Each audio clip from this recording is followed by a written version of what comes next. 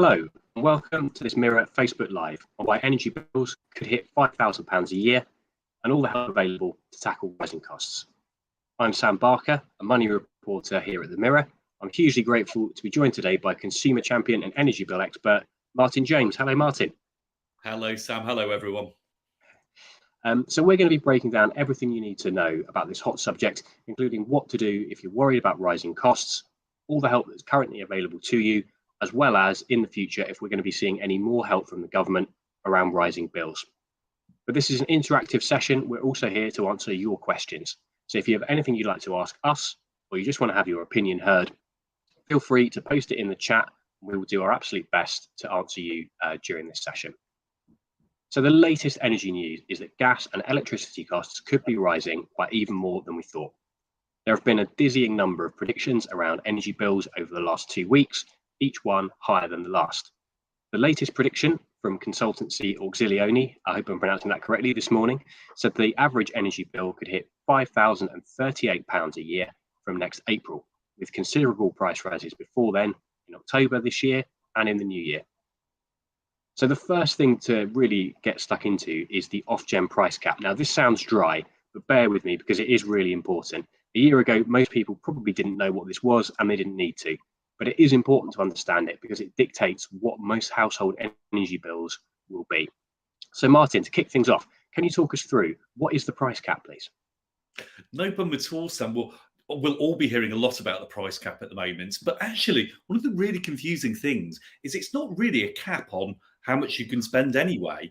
The price cap is basically a tool that the regulator uses that sets the maximum amount that businesses can charge people for the energy that they're using.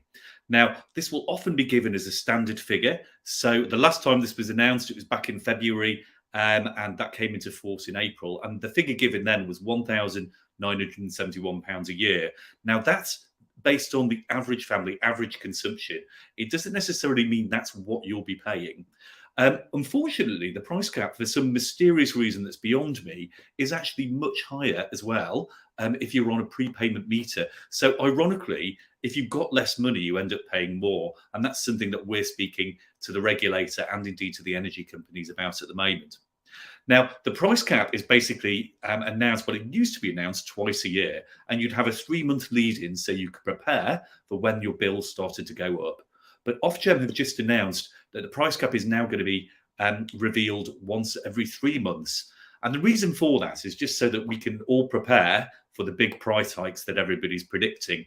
But of course, the downside is if you're watching this and you're reading the news, you're going to get a barrage of quite depressing information over the next few months on ever-increasing energy prices. So being prepared is one thing, but obviously that doesn't solve the main issue about how on earth everyone's going to pay for all of this. Exactly that. And I think Martin makes a really good point there, which is that when you see all these figures being thrown around about the price cap, quite often what people are talking about is people with a normal energy meter. The prepayment figures are higher, as Martin says. This often gets left out of a lot of news coverage, and sometimes we're guilty of it ourselves. So sadly, it is a worse situation for people on prepayment meters. So Martin, we've gone through what the price cap is and why it's really important for all of our energy bills. Really, the massive question is, why are energy bills so high at the moment? Well, there are lots of factors that are contributing towards the massive energy bills that we're seeing. The big one, of course, is the massive hike in wholesale price for energy. And actually, there's a couple of interesting graphs doing the rounds at the moment showing what percentage of the bill is actually made up by the wholesale price. It's actually the bulk of it, believe it or not. And this is affected by lots of things. Obviously, the war in Ukraine is having a significant impact, as are restrictions against the Russian government and the other main providers of energy in this sector as well are also having pricing issues. Wherever there's demand, then the increase is passed on to consumers. And this isn't just happening in the UK. We're seeing this abroad as well. I get asked a lot about, why Europe's paying cheaper energy. Actually, looking at some of those countries around Europe, there's some quite big, hefty bills going on in some places. So it is something that's affecting absolutely everybody at the moment. But of course, the key issue here is the fact that you reach a certain point where people simply can't afford the energy. So the fact that it costs this amount of money doesn't necessarily mean that people can pay it. And that's why we're seeing a range of different schemes around the world, and in Europe in particular, where different governments are looking at different ways to actually bring down that price or subsidize it, so we're not actually paying these ludicrous amounts that are being mentioned. And you mentioned a few of those today, Sam, that have been in the press. So I know that everybody listening to this will be thinking, this is all well and good, but I can't afford a £500 a month bill next April. What on earth am I going to do? And we're going to try and answer some of those questions today. We are, and I've noticed a comment here, a very timely comment from Pam Selvarangan. Pam says the whole country should quit paying their energy bills. Let's see whether these companies will leave in a blackout. Now, Pam, I think there's an awful lot of people who are asking themselves the same question, having the same conversation. We are actually going to get into this later in the call, so do stay tuned. Also had a sort of comment here from Kristen Waygood. Suicide rates will also rocket. Kristen, I sadly, I think you're probably correct, and we certainly get an awful lot of worrying kind of emails around that subject, even here at the Mirror. So it's very sad, but I think you are probably accurate on that. So yeah, thank you very much everybody who's kind of commented. As I say, this is a Facebook Live. We're here to answer your questions. So we're just going to sort of talk you through a few other need to knows about energy, and we're going to come back and tackle a few more questions and comments. But thank you very much. So as we sort of said, there are a lot of really worrying predictions about energy bills. But what really matters is the decision made by Ofgem around the price cap. That calls the shots on what more than 80% of the country will pay for the energy they use. So Martin, when will we know the next Ofgem decision, please? Well, it's all a little bit cagey at the moment, actually. We had a specific date, and you and I were just discussing this, that we thought the announcement was going to be made. The official word is now at the end of August, so I think we can all assume it will be right towards the very end of August when this announcement will be made. Now, it's important to bear in mind that that doesn't mean prices will go up then. The price cap that's announced at the end of August will come into force in October. And this is what you'll be seeing on the news, all the concerns about the big increases in October. But we may find a really weird scenario where you might be contacted by your energy company and asked to pay more money now. And I've certainly been asked to do this by mine. There's a whole kind of complex argument around this. Basically, if you agree to, even if you're on a fixed deal, if you agree to increase your payments now, and I've been told to double mine, then that will mean when the price cap hits in October, it shouldn't be too much of a tough blow. But of course, lots of the people I'm speaking to are saying they can't afford it right now. If you can afford to increase some of your payments, if your energy company asks you to do it when the price cap comes in, it's definitely worthwhile thinking about. Though if you don't want to give them the money in advance and you're able to put it to one side in your bank account, then that's another option too. Absolutely. And, we're also going to be talking about later in this call, some of the help that's available to people and, some of the help which might be coming down the pipeline under the new Prime Minister. So, for anybody that is kind of worried about these bills, we're going to be giving you absolutely everything you need to know about the help that's available to you if you're struggling with your bills. Just very quickly, we've had a comment here from Rachel Clements. Thank you very much for commenting, Rachel. She says, how are we going to live when our wages don't match? I think, you've really kind of hit the nail on the head. We've had years of below average kind of wage growth in this country. There's, the official figures got slightly distorted after COVID.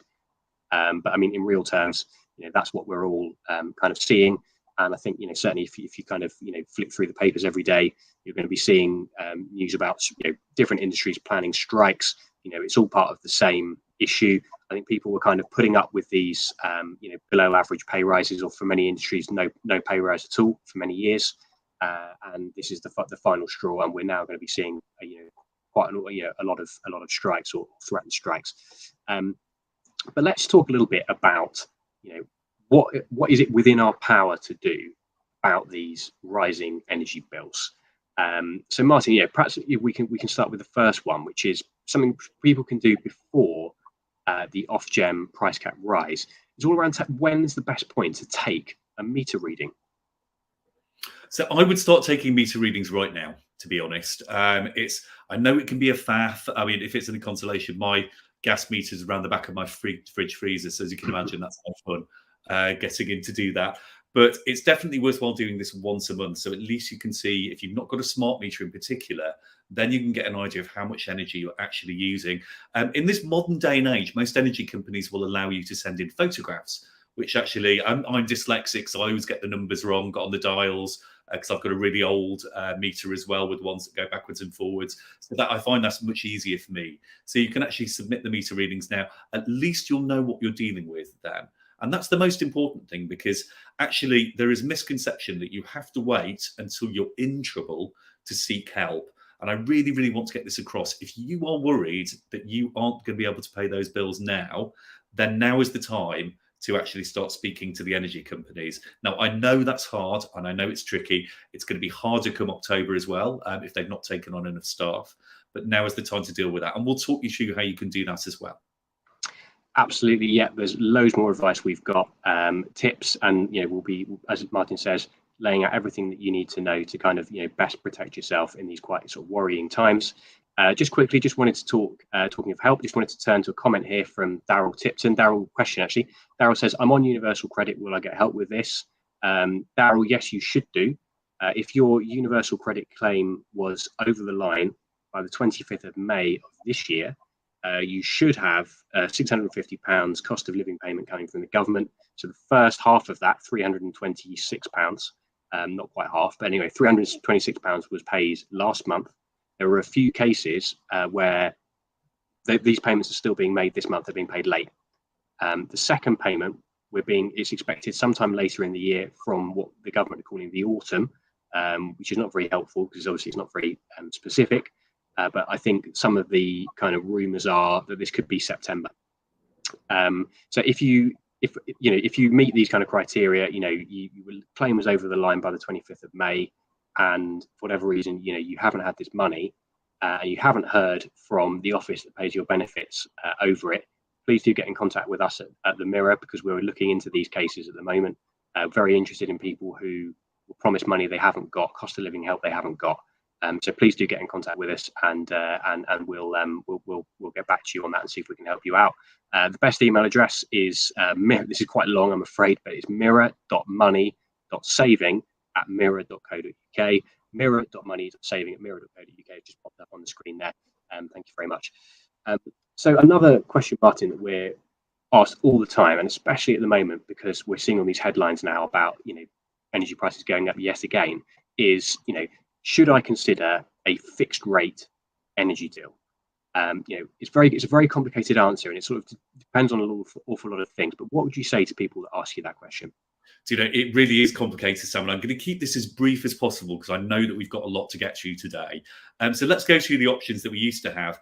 Switching, forget switching. I've looked at all of the offers that are out there at the moment. There's absolutely no benefit from switching from one provider to another. This is important because there are lots of legitimate and indeed fake energy brokers who might be saying you can switch and get a better deal. You can't. So put that to one side and be very skeptical of anyone who cold calls you and makes you an offer along those lines as well.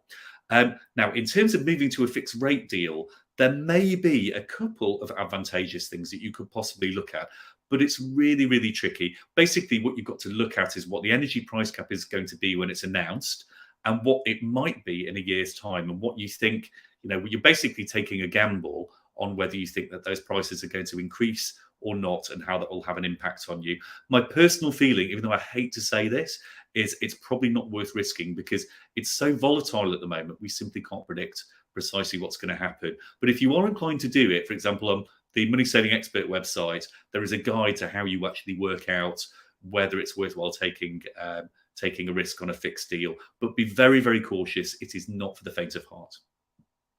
Thank you, Martin. Now, just coming back, this is something we said we were going to come back to on this call. Some people are understandably saying these bills are too high. I don't want to pay them. I can't afford to pay them, and I'm going to refuse to pay anything as a sort of a form of protest. Martin, what should people be aware of if they go on a sort of energy bill strike, if you like? Well, I just want to say that I really do understand why people feel that this might be a good idea. It's the thing I'm contacted about the most, and I have to say a lot of emotions are very high about this. There's a lot of comparison to the poll tax protests when people refused to to actually pay their poll tax back in the 80s. I'm old enough to remember when that happened. I would say as well, a lot has been glossed over, that whole poll tax thing. It didn't end marvellously with everyone refusing to pay, and lots of people went to court.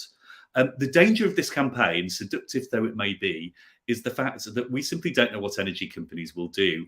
And if you don't pay your energy bill for 28 days, then they can start debt collection procedures. Now, I'm not saying they're going to do that, but given what they're doing already, I'm seeing lots of horror stories about this.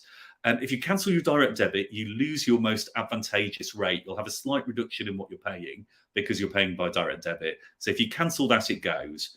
And then there is a real risk that you could be passed to a debt collectors, have charges placed against you, or in the worst case scenario, you could be sent, or people could be sent en masse through to the court system. Now, again, I don't think that's what's going to happen. The principle is that if we all stand together and over 1 million people or more do it, it will bring the energy companies to their knees. But the problem is the energy companies, as we speak, are actually sat pleading with the government to come up with some solutions to this. So I don't think it's that they're not inclined to do it. The question is, how all of this gets sorted out. I would not encourage anyone to do anything that could damage their credit, given the year ahead that we're going to be facing.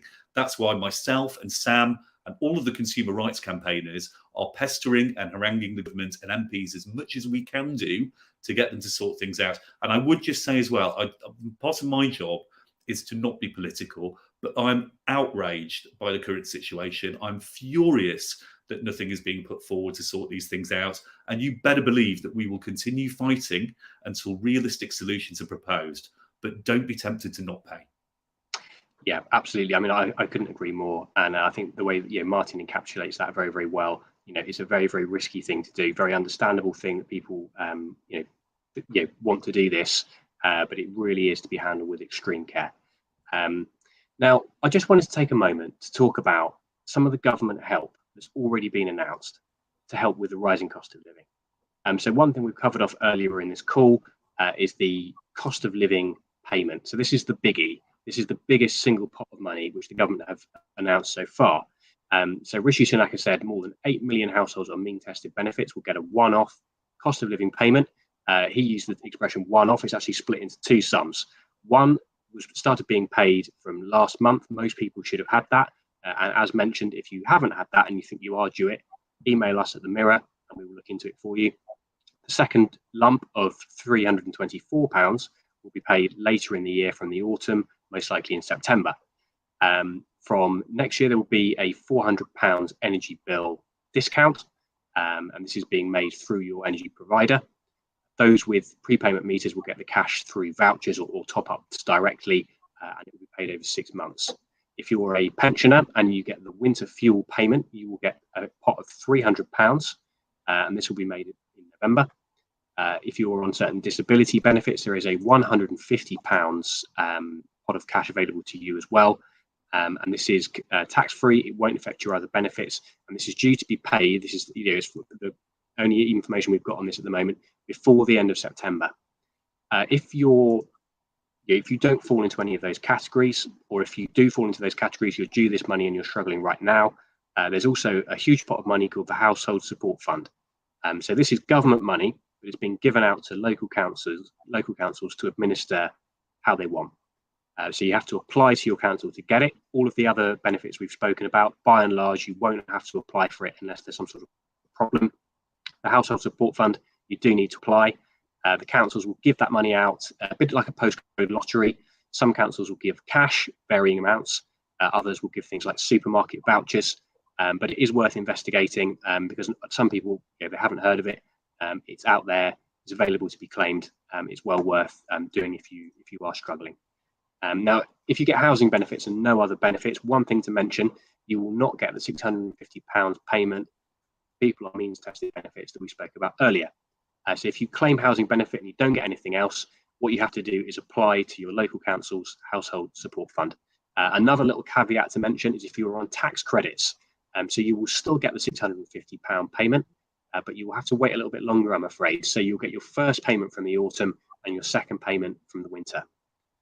So that's everything that we know about so far, the government help that's been announced so far. Now, as a few of you have kind of mentioned in the chat, we've got a new Prime Minister coming in from September. and with this new Prime Minister could well be more help for the cost of living. I think at the moment, certainly over the last few days, the cost of living has been the number one thing which Rishi Sunak and Liz Truss, who were the two candidates, have been pressured on the most. It absolutely is dominating the agenda for the new Prime Minister. Now, that said, they have been slightly cagey about what they would do if either of them gets appointed. So both Sunak and Truss have announced very rough plans to help with the cost of living. In a nutshell, Sunak is talking about more financial handouts, possibly in the hundreds of pounds. So along the lines of what we've seen already, where there'll be pots of money available for people, or maybe top-ups to the schemes we've seen already. Liz Truss is leaning more towards cutting taxes, but she hasn't ruled out additional financial help. Now, the obvious problem with cutting taxes is that it only benefits people who pay those taxes, and it doesn't help people who don't. So, groups of people such as pensioners, for example, may well find that if we get Liz Truss as Prime Minister and she does go for sort of the tax cut option, that it's not an awful lot of help for them. And the really important thing to hammer home here is that nothing has been confirmed. The two candidates' announcements on this subject change day by day. The thing to take away is that the cost of living is on both of their agendas, and to watch this space for official announcements. So I just wanted to take a quick moment to flip back into the comments. Thank you so much. I mean, we've absolutely been snowed under by sort of comments and questions this week, and I think some of that is sort of testament to the fact that the government is not particularly good at sending out information around this, and people are sort of left perhaps in sort of asking an awful lot of questions about the help that's available for them and what's going on with their energy bills. So what we have had is a few questions from people saying, well, why should we pay these energy companies? They're absolutely raking it in. It's something that people also levy at the big oil companies, obviously to do with the rising cost of petrol, which is a bit of the cost of living crisis that we've not really spoken about today. And I can see an awful lot of anger kind of in the comment section today to do with not wanting to pay these bills to companies which people see as being profiteering. As we said earlier in the call, we totally understand where you're coming from. These are sympathies that we share. I completely agree with where you're coming from. But as Martin said, not for people who are saying, I don't want to pay my energy, I'm going to go on strike on a principle. I don't want to pay this. It is a very, very risky thing to do, because if you're unlucky and the energy companies do decide to punch back, you will be in a very difficult position. We totally understand where you're coming from. There is growing support for this idea of when energy bills go up again, we're just going to go on strike, or we're going to pay a certain amount, maybe what we paid 2 years ago, but we're not going to pay the increase. Just it's really important to hammer this point home, that the energy companies do in a certain sense hold all the cards. It's within their power to take you through the courts. As Martin said, they can remove the meter from your home in very serious situations. I've never actually heard of this happening. They can actually cut your energy supply off, which you would not want, obviously, over the winter months. So absolutely something to be handled with extreme care. We've also got a comment here from Jamie Cunningham. Thank you very much, Jamie. Jamie says they're only helping people on benefits. It doesn't help people who are on the breadline not receiving any benefits. Now, this is something that we hear an awful lot at the Mirror, and there is an awful lot of truth in what you're saying. A lot of the government help that's been announced so far, their thinking is we need to target this at the people who are the most hard up in society. Their way of defining that is people who are on means-tested benefits. So you'll see an awful lot of, the biggest pot of help, for example, that's available is for people who are on means-tested benefits. Now, unfortunately, if you are, you don't need to be on means-tested benefits to be struggling. And we hear an awful lot from people, and every time we do these Facebook Lives, certainly we hear from people who say, I'm not on means-tested benefits, but I am still struggling. What help is available for me? I sympathise completely with where you're coming from, Jamie. And unfortunately, your options currently are limited. There is the Household Support Fund, which we mentioned earlier. It doesn't tend to be hugely generous. The biggest amount I've heard of being paid out from the Household Support Fund is £200. My understanding is that you can only go to it once. And that's going to be a pretty cold comfort, during the rising costs that we're seeing across a whole load of areas. But I'm afraid, unfortunately, there's an expression you hear a lot, the kind of squeezed middle. I think there is an awful lot of that with this cost of living crisis, and my heart goes out to you. If you are really struggling to pay bills, as Martin mentioned earlier, the first thing to do is speak to your energy provider. If it's the energy bill that you're struggling with, they are obliged. It's actually law. They have to be sympathetic and help you in any way that they can. So that might involve setting up a payment plan. Sometimes I have heard of them even writing off portions of debt, although I think that's quite unusual. And I think if people started asking them for that, they're probably going to pull the drawbridge up and stop doing it. But just be aware, the first thing to do, contact whoever it is that the bills that you're really struggling with, and just see if there's a way of kind of talking through the issues. I wish I had some better news for you. Am I okay to add to that, Sam? Is that all right? Yeah, of course. Yeah. What I would say, I totally hear everyone on this one. I can't afford 500 quid. I can't afford 300 quid a month for my energy bills. Now, just because there isn't necessarily a benefit system or a rebate in place for all of these people, myself included, I would say to you that, as Sam just mentioned there before, if you are experiencing financial difficulties, and I'll define that for you in a moment, then the energy companies are obliged to come up with things to help you. Now, if you want to kind of have a bit of kind of armaments before you go in, so you know what your rights are, if you type into Google or any other search drive, Ofgem, that's Ofgem, the regulator, and financial difficulties, you will come up with a huge page that sets out what these companies are supposed to be doing. And this matters because when you speak to the energy company, if they don't help you, you know that they're not doing what they're supposed to be doing. Now, according to those rules, if you are struggling to pay your bills, they can do a range of things. They're supposed to review your payments, look at payment breaks, or as Sam said, potential reductions, give you more time to pay, talk about the various grants and hardship funds that are available. There's quite a lot of those that are out there as well, and help you kind of reduce your energy consumption. You may find that you're actually on a list known as the Priority Services Register, which basically isn't just for older people or more vulnerable people, it's for people who are struggling financially. And that means you get priority help if you're struggling. Lots of people who are in financial difficulties don't consider themselves to be in financial difficulties because they're functioning. But in short, if you do a basic budget and you've got more money going out than you've got coming in, or if once you've paid all of your monthly obligations, like the main ones, if you've only got a limited amount of money that isn't really going to cover you if there's an emergency or a problem, you are in financial difficulties by definition. And that means the business should be helping you. So even though you might say, be making your mortgage payments and not going under, if money is that tight, then you are entitled to help. And the energy companies should be providing it. And if they don't, you can go to the Ombudsman. So just do a basic budget at some point today. Just spend 10 minutes working out what you've got going in and going out. This doesn't just apply to energy companies. It applies to broadband, to water, to any of the bills that you might be struggling with. And this is your ticket to actually start getting things dealt with now. You can do this today. You don't have to get into debt before you ask help. Yeah, it's a really excellent point, and definitely is worth hammering home. Martin, he knows the rule book on this stuff forwards and backwards, and it's worth really worth kind of mentioning there. Now, just sort of keeping an eye on the time. I'm afraid that this might be almost everything we've got time for today. Thank you for tuning in. I hope you found it helpful. I want to say also, thanks a million to consumer champion Martin James for answering some of our questions today, breaking down this complicated subject. Thank you very much, Martin. We'll be back next Thursday at 1 p.m. with another Cost of Living Facebook Live, and I hope to see you all there. Thank you.